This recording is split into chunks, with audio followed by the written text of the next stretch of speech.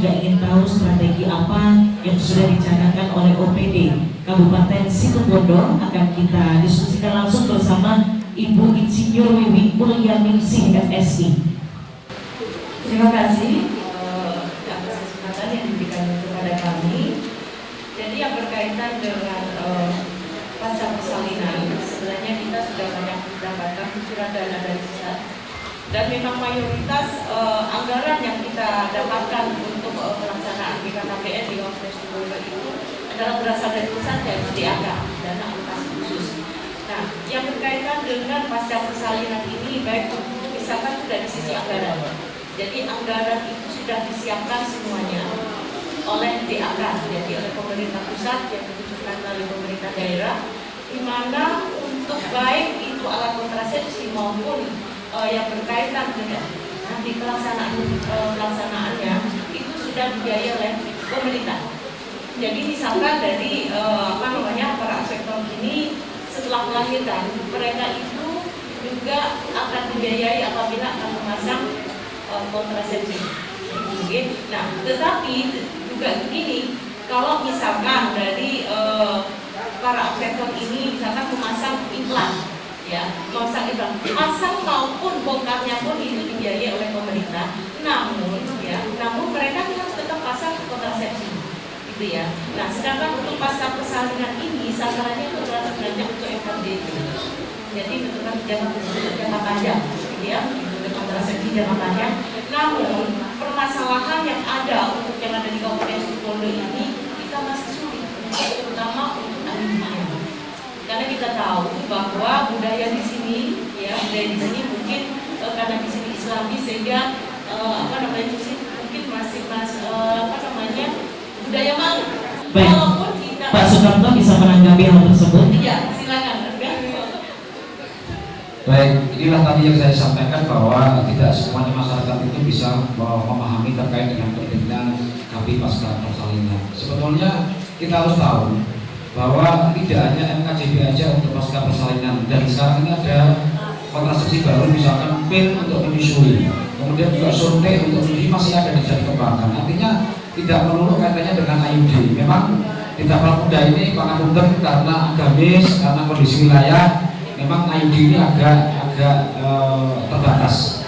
Tetapi implan itu yang luar biasa. Bahkan di Jawa Timur pun untuk stok implan aja sampai sekarang kewalahan.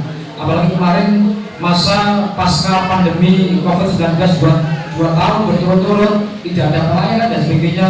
Sekarang luar biasa Buniayatul, bahwa antusias masyarakat luar biasa untuk melaksanakan pemasangan, baik itu pemasangan alkon misalkan dari IUD terbatas, kemudian implan, kemudian pil, suntik pun juga sekarang masih banyak dilakukan oleh masyarakat. Oleh karena itu kami juga berpesan kepada pemirsa CTV dan juga Bapak Ibu yang hadir pada kegiatan kali ini, tolong nanti juga bisa ditularkan, diinformasikan kepada saudara, misalkan kepada tetangga, bahwa pasca persalinan itu juga bisa dilaksanakan tidak hanya kaitannya dengan MKJB, lebih dari itu juga ada pilihan lain sesuai dengan info concern komitmen antara bapak dan ibu. Sama, kami juga dengan keluarga sama.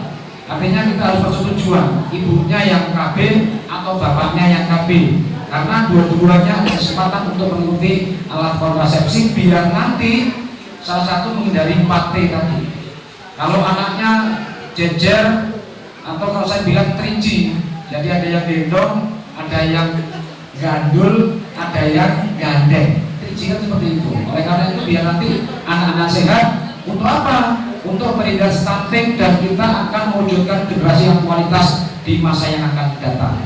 Dengan program tersebut, seperti apa Bapak respon dari masyarakat khususnya di Jawa Timur mengenai KB pasca persalinan ini? Responnya luar biasa. Tadi saya bilang bahwa di Kabupaten Bondowoso, sebagaimana Situbondo tadi, bahwa di dalam data KPPP menurut Newsga per 23 September 2022 tadi sudah mencapai 85%. Tetapi rata-rata secara provinsi masih di angka 55 dari 78.000 target yang kita laksanakan di tahun 2022 ini. Tapi beberapa wilayah juga masih ada yang rendah. Itulah yang saya sampaikan tadi, bahwa kita harus meningkatkan KIE, komunikasi, informasi dan edukasi terkait dengan KBBP kepada masyarakat agar masyarakat sadar akan pentingnya program KBBP pasca persalinan oleh masing-masing pasangan.